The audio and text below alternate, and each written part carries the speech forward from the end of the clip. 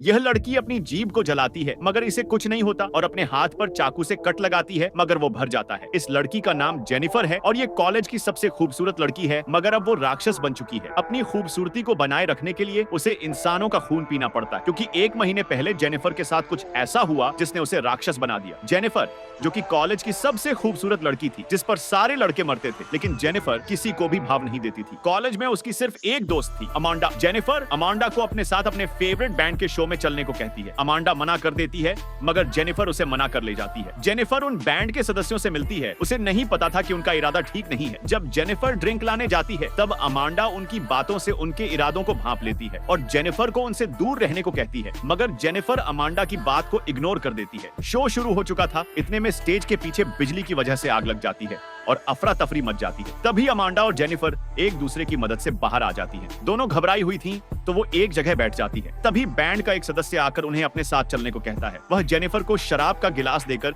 जबरदस्ती पीने को कहता है। अमांडा नहीं जाती और जेनिफर को भी रोकती है, मगर जेनिफर अमांडा की बात न मानते हुए बैंड वालों के साथ चली जाती है।